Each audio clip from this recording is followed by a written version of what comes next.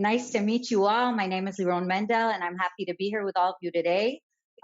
Today, we're going to be speaking about cyber risk quantification. And the topic of today is cyber risk quantification, if it's just another buzzword or a true game changer. Now, I know that everyone has been talking about cyber risk quantification. I think that all of us here have been hearing about it. Everyone is speaking about it from Gartner, Forrester. It even has a new category. So it's, the new hot topic.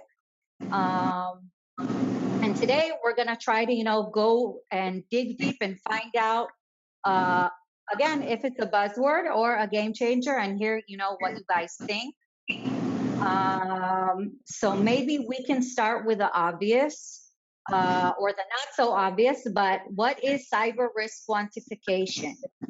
And maybe Ira, you can start and introduce yourself before you start, and then we can get the ball going. So I'm Ira Winkler, the field CISO for SI, and author and a bunch of other stuff. But in the meantime, So cyber risk quantification, in my opinion, is a very vaguely defined term. At one level, that's my opinion. Kim might have others along with Alex, but what I find is that there's a lot of different people out there trying to say what exactly is at risk if there is a cyber incident. And at that level, that could be the specific definition of what cyber risk quantification is and what is the number. Some people are coming up with index scores. Some people are coming up with dollar figures that are based on, I don't know, basically mythology, from my opinion. But you really need to go ahead and figure out what specifically is at risk, what is the value, and then there's another concept. So you have cyber risk quantification, which is in theory everything that's at risk. Then you have your exposure. What is likely to be at risk? Because your computers can handle, like a bank computers can handle trillions of dollars a year. But what is the likelihood? What is the actual exposure of those trillions of dollars being put at risk? And are people doing the math properly? Because part of it is cyber risk quantification. Is it real? Is it not? Some people are making up numbers by background information. Some people have more accurate information based upon actuarial data from insurance companies and the like. But I will leave it there because so far I think, well, frankly, I'm obviously biased because I think we do it well. But I think that a lot of other people are calling cyber risk quantification a game changer, when at the end of the day, all they're doing is taking it and showing it to boards of directors saying, here is our cyber risk quantification. And then they're like, check, we now have cyber risk quantification, without making it useful. And I'll stop there for now. For now. Okay, really interesting. Kim, would you like to follow up with that? Sure. First, I'm Kim Jones. I'm the Director of Performance Acceleration at Intuit. I'm an old security guy. I sat the CISO chair for a decade and change in past lives. So there is a part of me that agrees with Ira, which will probably shock him. But there's also a part of me that disagrees with him, which won't shock him. I genuinely want to focus on outcome versus definition. I don't think that cyber risk quantification and the concept of quantifying risk is anything new within, well, society or our profession, in terms of this is a battle we have been fighting for the over 30 years that I've been in the profession. Getting it down to some level of tangible assets, usually down to dollars, so that we can speak in a common language that the business understands. I think that the concept has reared its head recently for a number of reasons. I think part of the reason is the elevation and continued elevation of security to the executive and the board levels, and also the amount of dollars that are being pumped into security organizations as companies, I use this term generally, are in fear of if something bad happens, then it is going to be potentially devastating to my top line.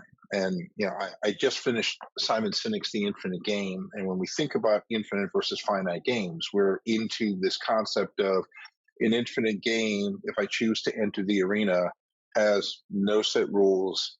Any players can come in, and they can come at and attack the problem any way that they see fit. Unlike, say, chess, which has standard rules and a standard board and maybe has a standard time frame.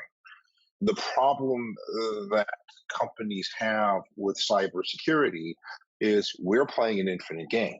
I can't tell them, like in other technology spaces, that if I tell a CIO I want to get to 5 nines availability, he or she knows what they have to do to get there and it's measurable.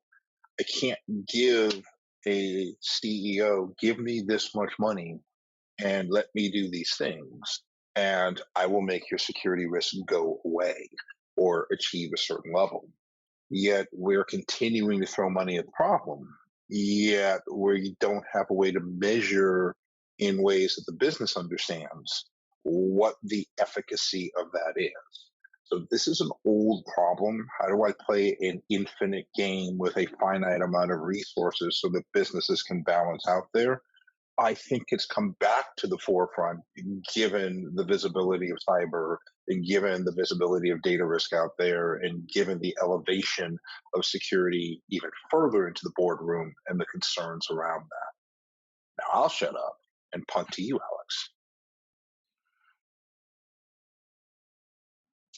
Thank you, King. Thank you, Ira. It's going to be an interesting panel because you agree and disagree what is good, but let me introduce myself. Alex Padilla, SVP and CISO, Lululemon. I has been in cybersecurity. Even cybersecurity was a word or was a buzzword, probably. What means that is too much, right? But I will agree and disagree with both, right? Because just to follow King on that, right? And I think that one aspect of cyber risk quantification, right, is as King mentioned, right, is an old school tool, right? And this came from, obviously, from the insurance providers that just trying to modify that framework to try to connect quantification of technology and a quantification of misconfiguration, quantification of errors on omissions from the insurance world, right? But one thing that is important with the cyber risk quantification is we need to understand that even is this new, is this old buzzword, or is a game changer, is a factor of the culture in that organization about risk. Because I think that the biggest question that we need to ask all the time, and by the way, we never get the answer, is what is the risk appetite of the organization? If I get you guys a $3 million calculation for a specific risk, they understand that? That's the level of risk they want to use. They want to use the deductible on their cyber insurance policy. What is the real risk appetite of the organization, right? And when you go to the board, to executive, to different stakeholders in any organization, they said, we don't want risk. But unfortunately today, in every position, not just from the cybersecurity perspective, technology, program management, marketing, every day, even as an individuals, we are risk officers. We're taking risk decisions every day. I'm taking the elevator that is failing, I'm taking to the left, to the right on the street in a downtown, I'm taking a bike, I'm taking a scooter, I'm going day, I'm going at night. All this element of risk is obvious present, and obviously in business is not the exception, right? But when we go to cyber risk quantification could be a tool that generate enough connection with the business, right? That the business can understand dollars, that the business can understand the score, as Ira mentioned, or can understand something different than colors or technical jargon that the business don't understand, right? But let's be honest. Every company today is connected with technology. But every day we're trying to find ways to express the risk of technology to the organization, to get support, to get funding, all this stuff. But let me ask you a question. When we go to have a conversation with a CFO, when they start to speaking about treasury, when they start to speaking about bonds, when they start to speaking of that, that's business jargon. This is a completely different element, but everybody understands because they have the power to do that, right? I think that risk quantification is a game changer. At the same time, it's a buzzword depending on the maturity of the organization. I think that in the intention to define this could be both or could be none of them, because depend on the organization how they process and manage and operate with risk. And I will get back to you, Lira. Yeah. Okay, that was really interesting, but I think that we all can agree on the fact that from what you guys are saying that that you guys have been doing this for a really long time, and it's been needed and it's been used in certain ways or another. Then the question should be, why now? Like, why now is it getting its own category? Why now is it getting all of this PR, and why are we hearing this all over the place? Well, could I jump in? Because here's my, because there's agreement and disagreement. And part of this, I literally have been writing about cyber risk quantification, what I call cyber risk optimization, literally since 1996, where it's been documented. And when you start saying, why now? Here's my problem with it. When I wrote about it in 1996, I wrote about quantifying risk and comparing it to the loss and to justify a budget, because so far I have yet to be contradicted that when CISOs go into a budget process, the way I have yet to see anybody do it differently, maybe except the banks. They go in, they say, what was my budget last year? Maybe I can get a little bit more money this year. Maybe I could justify it. Maybe unless there's an incident. When there's an incident, all of a sudden they take a bunch of money to put their finger in the dike and block that one thing. But otherwise, I see people now getting a number, and then they just say, okay, this is how I'm going to have my budget. That saying you have cyber risk quantification and still doing your budget cycle that way is a problem. There used to be a popular concept called information risk management. Now I'm really dating myself, because back in the 1980s and up till then, you had the management of information systems, which was done by a director of IT who reported into the CFO, because computers were financial resources. And then they came up with information resource management because somebody wrote a paper in Harvard Business Review and said, gee, if all of a sudden my computers go down, I still have all the hardware, software, people, facilities, but I'm still losing millions of dollars a minute, if not a second.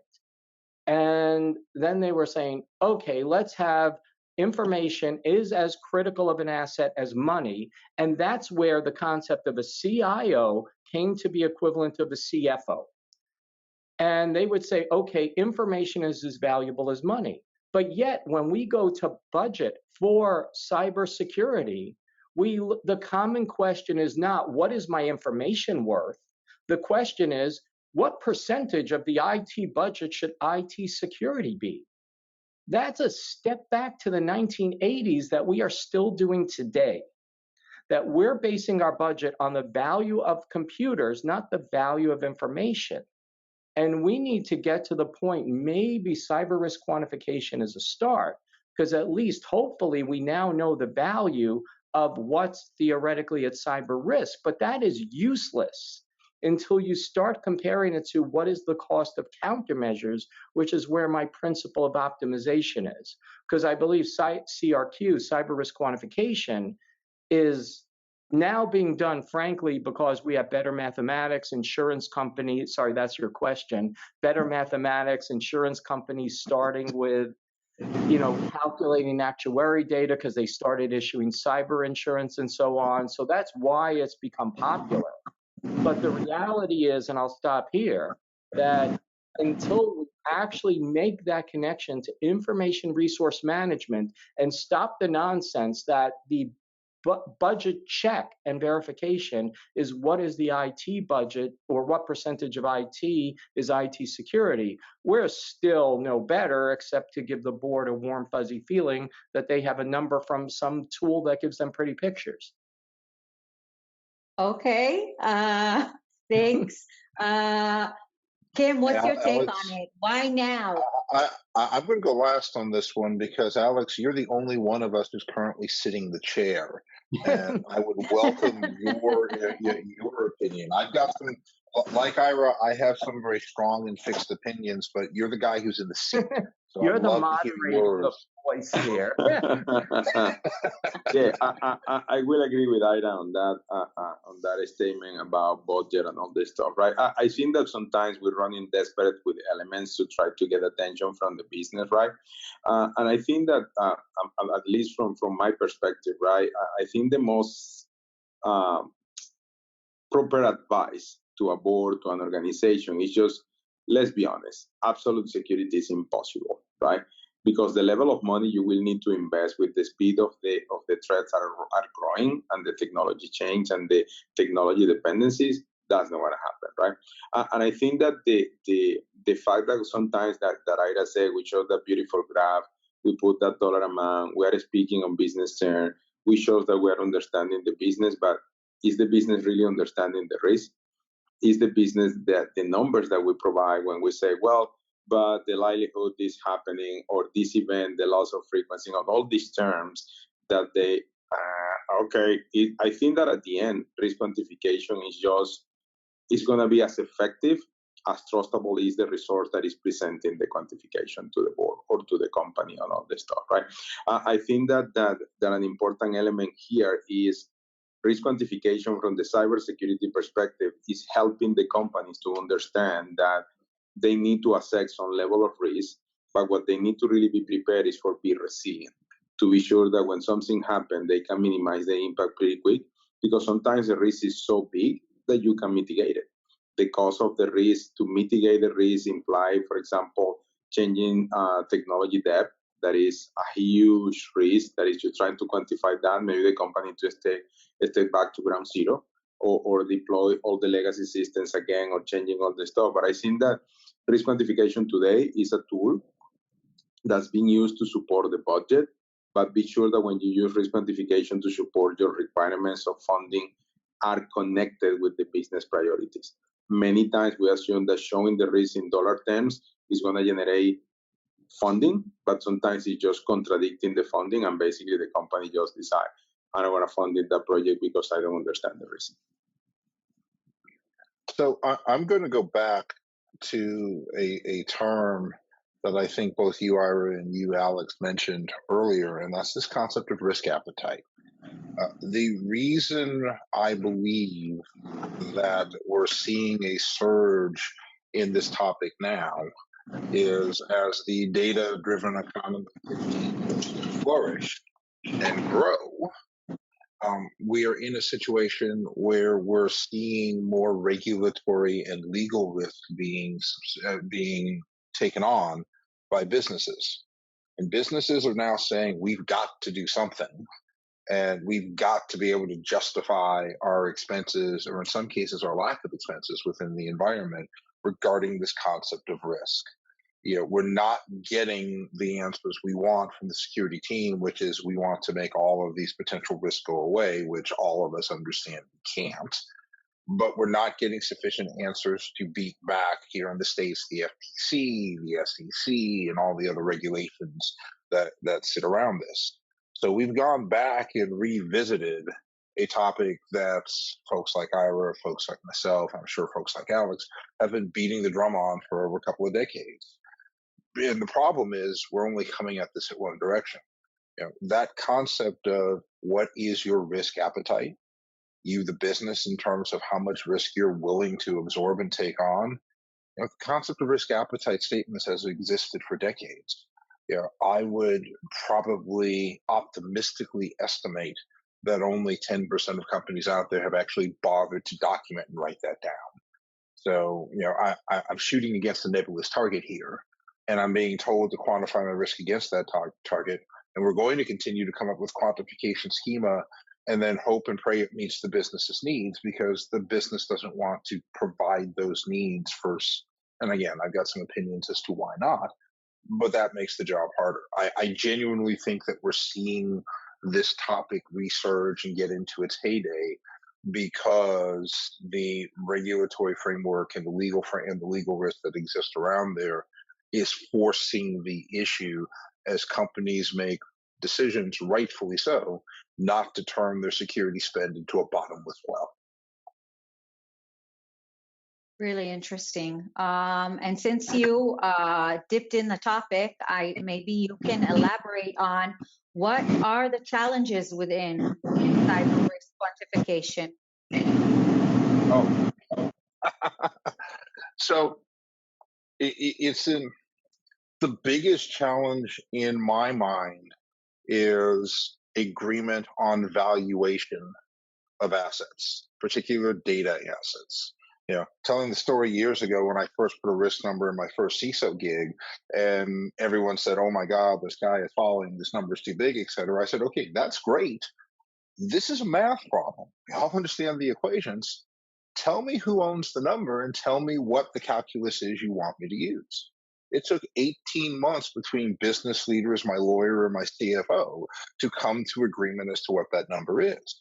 And unfortunately, once you quantify that number on the business side, you know, this is going to sound bad, and I don't mean it to, but you can't dodge it. You can't say I didn't know the number was this big. You can't say I didn't know this was a problem. And should something untoward happen, you now have to answer the question, okay, why did you do this? This exceeded my risk calculus, my risk quotient. So security practitioners and security professionals are very, very good at mitigating risk. It's what we do. But I'm shooting against a nebulous target that, for a lot of reasons, I genuinely believe the business doesn't want to set. And what is the value of a data record processed within your environment? We all used to go to Ponymon for that value, and we compared that value at hundreds of dollars compared to what insurance companies are paying out on average, which is about 58 cents per exposed record. Larry and team have done some things lately to actually look at size of breach and compare the dollars to that, which have made it better. But what is the value of a data record within your environment? Does that value vary depending upon how that data record's used, if that data isn't centralized and siloed within a particular line of business, and how you compare that to the revenue generation? I would contend that a lot of businesses have not done that calculus. And again, they would be surprised, I think, if they did. So I'm quantifying risk. Business wants me to quantify it to dollars, yet I'm talking about the risk of assets that they won't, or let's be fair, are reluctant to put dollar values around. So I'm shooting against a target that at best is nebulous. I think that's one of our biggest headaches, to be blunt. Ira, Alex, do you guys agree? Do you guys have a different point of view? I guess. Sorry, I'm more of the jerk in the room. I always jump because I have a thing, but I'll answer this. So there's two concepts to this that I think that I want to address. I mean, the first place, okay, this is not like this isn't kind of an ad for Psy, but basically, people are taking numbers, and then the question becomes, how are they making the numbers accurate? At Psy, we use machine learning, and we're able to get the cost of a breach down to within 7% accuracy of actual losses experienced when we've done the models, because we've tuned the machine learning to get the accuracy going. So that's one thing, because you can come up with a number. The question then becomes the accuracy of this, because with a Ponymon study, it's like, okay, what's the cost of data breaches, for example? What's a record? But then what's the likelihood a given number of records are going to be exposed comes in. So you need to look at probability, in other words, percentage of exposure, along with the rest of it. So that's one thing. The next thing, though, to consider is I still have a problem with actionability of being given a number. So, for example, you say, okay, if we have a data breach, it's going to be X amount of dollars, or whatever the thing is, assuming they use a dollar score. How is that being turned into actionable data that's relevant? In other words, for that to be relevant, you need to understand what are the vulnerabilities that are leading to that exposure. and the most likely vulnerabilities, or even not the most likely vulnerabilities, and what's the probability of those being exposed with the scope of the loss should a given vulnerability be exposed. Until you can take it down to that level, you have not, how would I phrase this? You have interesting data, but the interesting data is not actionable, saying, okay, well, we have this level of exposure, and a board saying that's unacceptable. Okay, but what's your plan specifically for addressing that exposure that you've calculated to be actionable, to take action against that exposure? And that's where I see the problem with, because if you just have cyber risk quantification without the optimization piece attached, you pretty much just get a stagnant, you get facts that can't be meshed together unless you really, really force it or take a guess. Anyway, I'll leave it there and let Alex go. Sorry about that. I got to jump in before you do, Alex, because it took me 30 minutes to actually disagree with you, not completely, but largely, Ira, which is a record for us. I'm comfortable with your statement in terms of actionability, but I remind you, as you're well aware, that probability and likelihood calculus, that's risk 101. That calculation is done in any sort of risk quantification or even any sort of semi-quantification exercise that's out there. So I agree with you, it's important. I do not necessarily believe that that is the problem. Now we can start talking about how different schema actually do that probability calculus, and the product that you're referring to here versus other models like FAIR and other models that are out there as well, and how they do that. And I'm comfortable with that. But I would contend that most of us who have a little gray in the hair have been doing likelihood by impact for some time. Now, actionability, that's one that I can that I understand where you're coming from. And presenting a problem without a solution to executives, yes, from a quantification standpoint, is hugely problematic. And products and calculi and formulae and methodology that factor that in, obviously, provide additional value. But the probability one, dude, we've been talking this dance for over a quarter century, and you and I have been talking this dance for over. So I'll just quickly. You'll get in a minute, Alex. Just grab some popcorn. I will just quickly say I understand and acknowledge what Kim is saying, and Kim is one of the better ones who I've experienced in the past regarding taking actual calculation. The problem with a lot of calculations are they're looking at probabilities based upon guessing.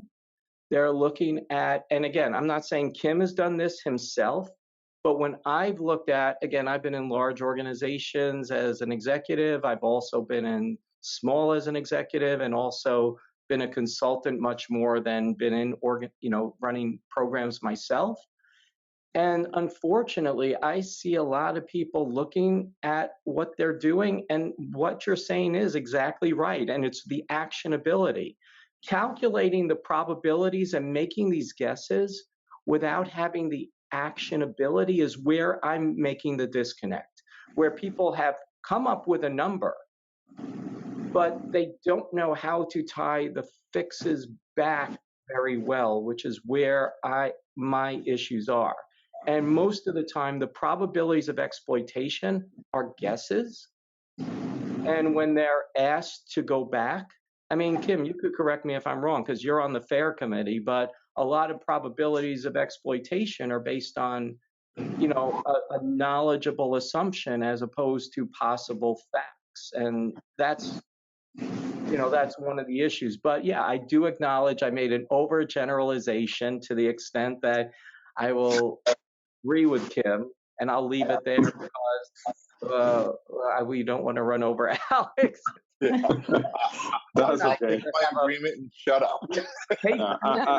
We were I'm gonna avoid too. Yeah, maybe just like because Kate Kuhn from Aon, we were saying, at a conference we should just have a panel called "Ira's Wrong," where people argue with me for like an hour. So Kim will volunteer you. I'm in, brother. Yeah, I think you guys have two great points, right? But I think that one of the biggest challenges that probably can agree and disagree with both is we don't have real data to make these calculations, right? At the end of the day, calculations are calculations, right? And the calculation is going to be as accurate as the data is. And in many cases, we are using industry data because the companies don't have study. The companies don't have data that can support the evidence to get to that calculation about livelihood or even about cost, right? I'm moving from the specific point of the data, the cost.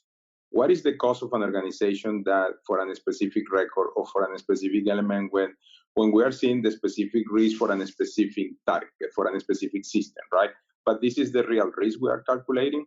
What happened with this and a lateral move on that attack? What happened when is an partial attack to get there or is a distraction on the threat vector?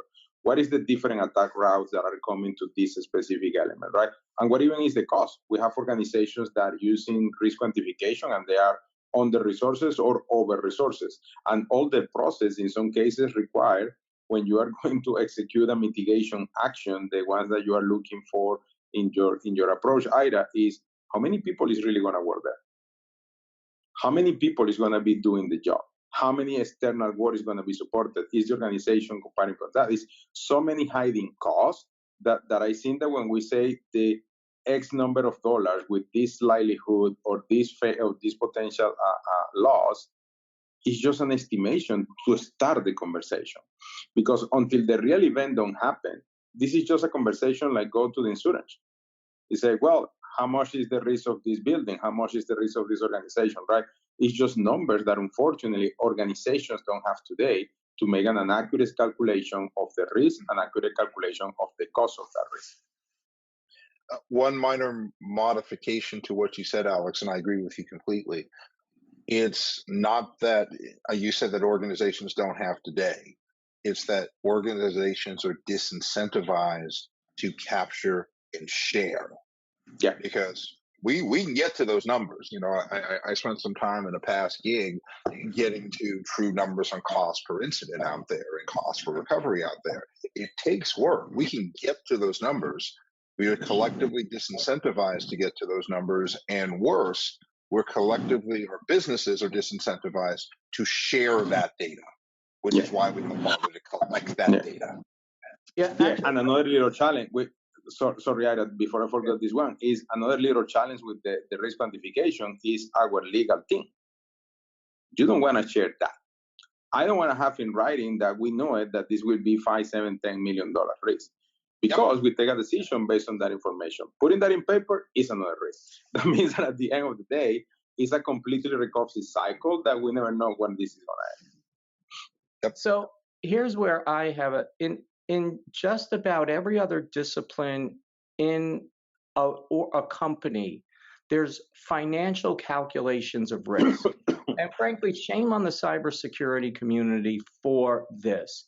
Because when you start looking at it, for example, safety science looks at what is the actual cost of an injury? What's the cost of a death? And they go ahead and they have all these hard calculations to figure this in. And it's not them doing it themselves, because now we do have, so we go to 4 different companies, I think, to get actuary data from insurance companies so that we have hard numbers. There's also records of fines to calculate in, for example, when we do have data breaches. For example, Google just had like a $1.3 billion fine or something like that. We are getting numbers now from verified outside parties. We hear, for example, the cost of the Target breach was $247 million. We are starting to hear all of these things. We are starting to get data sources. We just have to be willing to go ahead and do that. And maybe this is where, again, sorry, I'm trying not to. There's a reason I joined this company. But, like getting data from outside organizations is kind of what some of the vendors hopefully are doing. I know we're doing it. And being able to incorporate legal findings where there's fines from around the world and compiling that, looking at different types of exposures and stuff you can get from the dark web and elsewhere to incorporate into probabilities. This is where a CISO doesn't have to be an island. this is where the better tools, whether it's us or somebody else, should be helping to steer people in the right direction in the aggregation of data. Now, how well organizations are doing that, but I'll leave it there because we shouldn't have to be an island saying we don't have the data. And yes, if there's fear of the data, I'm sorry about that, but we need to allow boards to make good decisions, and saying we don't want to accept a risk because we just don't want to put the money into it. I don't think that's acceptable. And I'll leave it there. So let me push back a little bit, because you gave an interesting example with Target, and actually one that I have some familiarity with. First, agree with you completely. We shouldn't be islands. We shouldn't have to be islands. And we have better mechanisms than we did 20, 25 years ago to begin to get that data. Absolutely agree with you. There is debate around that Target number, which includes the loss of the stock value within the quarter after the Target breach, because, oh, by the way, Target shuttered its stores in Canada at about that time, which also impacted its revenue picture at that time. So that $250 million hit that you mentioned in terms of the breach, there is debate as to whether or not that is all due to the breach, or it's also due to other business factors that had nothing to do with the breach. And that exemplifies part of the problem that we have as an industry. Yeah, I could tell you that between the time the breach occurred and the last reporting, they lost almost $250 million. I can't tell you, I can't actually dictate causality. Well, so what I'm talking about with regard to that were the number I saw stock prices, because frankly, data breach, very few organizations actually lose money. You look at the stock prices and it's a dip immediately because there's bad news, but then the following week, Wall Street has the memory of a goldfish and it's back up to where it was because nobody cares. SolarWinds is an example of something that was kind of a fluke where people did start to care. There's a few other organizations where people cared, but for the most part, they don't. The cost of data breach I'm referring to from Target that I saw involved the fines that were there, the cost of the lawsuits, the cost of the response, and so on. I hope my number, whatever the number is, I would not include loss of revenue because, again, people just don't care. And unfortunately, it's, in stock price, there's, like you said, there's so many factors. You could look at it normalized against other similar retailers like Best Buy, Walmart, and the like, and see if it's down compared to that. You find it's not. But anyway, I'll leave it there and agree with Kim on that. I will agree wholeheartedly. Wow, I'm getting concerned you guys are in alignment to time. You guys align it 2 times? That's getting risky. Yeah, I agree. That's very scary. So I think that now that we've kind of, covered the base and what cyber risk quantification is, and maybe we have touched base on like some of the challenges, I think something that would be really interesting to hear, especially from you guys, would be how do you make it practical? Like, how does cyber risk quantification really help the organizations in the day-to-day, not only when you're in the boardroom for that specific second, in the day-to-day, how do you guys make it practical? Anyone specific want to start? Oh, I'll leave it to Alex because we've been rude to him. Yeah, I think that the way to make this practical, right, is starting in a double approach, right? The double approach is basically we need to make process with a specific incidents, a specific projects, a specific initiative, right? That we can include risk quantification as part of the conversation, right? In that way, you provide the information and educate the stakeholders to be able to understand the risk they are managing on that, right?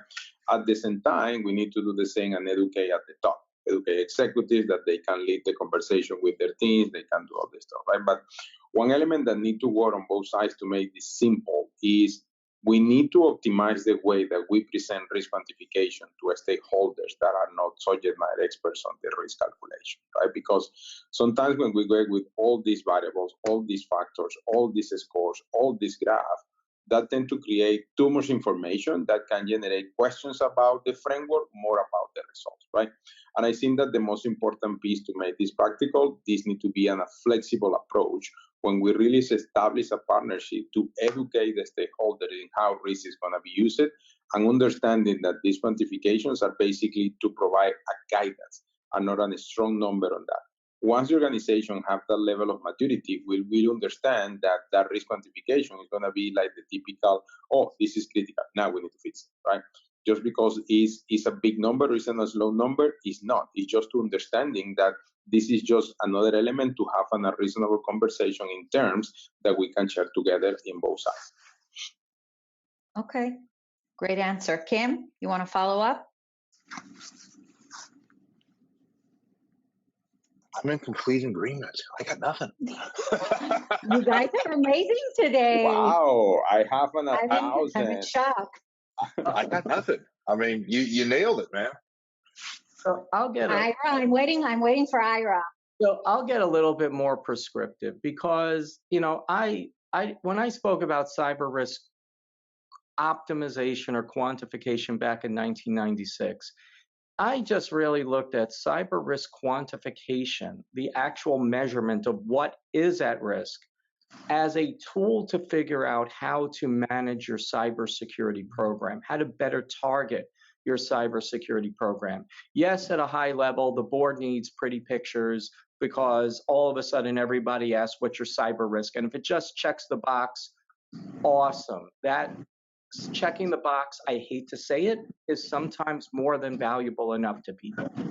However, what I look at when I started thinking about cyber risk quantification, God, now I'm dating myself, give or take about 27 years ago now, I looked at it as, okay, we have this risk. What is the cost of mitigating the risk? What is the cost of mitigating all the, you know, the root vulnerabilities? Because the way you get at risk at a high level is you have, what is the value of the organization? What is that a potential loss? Then you have the probability. Probability is threat, essentially the threat times the vulnerability.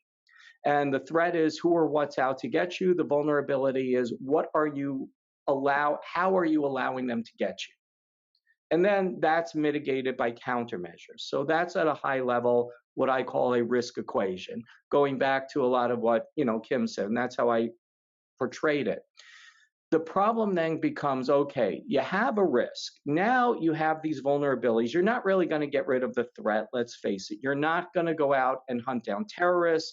An organization is not normally going to hunt down criminals, you know, maybe insider employees or whatever. So accept the threat as a given. Then what is the likelihood of a vulnerability being exploited, and what is the value the vulnerability can get to? And if I can go ahead and tie a vulnerability to a cost and then determine the probability of the vulnerability being exploited, because if you have a vulnerability that's buried somewhere in an organization, yes, every vulnerability can be exploited, let's acknowledge that, but some vulnerabilities are more likely to be exploited. Be able to calculate that in, determine the value of the potential risk of there, and then ideally calculate what is the cost to mitigate it. You know, I use multi-factor authentication as an example. Multi-factor authentication implementing, even let's say you take free Microsoft Authenticator because you're already using Microsoft, there is a cost to it, you know, implementation, training, whatever. And you figure, okay, it's going to cost me $500,000 to implement multi-factor authentication. Getting rid of multi-factor or implementing that, however, will decrease my potential risk by $58 million. $500,000 versus $58 million seems like a good return on investment. I can take that number, go into my boardroom and say, look, I need $500,000 and don't give me that percentage of the IT budget crap. I need $500,000 to mitigate $58 million. And if they say we don't have $500,000, I'd say, okay, that's your prerogative to accept risk. Here, please sign this document that for not giving me $500,000, you're willing to accept $58 million worth of risk. Now, is that career threatening? Possibly. But the reality is that's how you make this actionable. By taking the quantification and taking how can I prioritize my vulnerabilities, calculate the return on investment for a given mitigation of a vulnerability, and bring that to a board to determine your budget. So anyway, that's how I would apply it in general. And I'll leave it at that because I just went on my monologue of, you know, when Kim just went ahead and said, and I think Alex is trying to talk, and if he is, he's on mute. But Yeah, anyway. thank you, Ira. I will start this and pretty quick. I'm going to start like Kim. I respectfully agree to disagree on that, right? And I think, Ira, that the challenge that we're going to have with that is we as a cybersecurity professionals, we need to try to be sure that we can provide a path for the next generation to integrate cybersecurity as part of the business, right?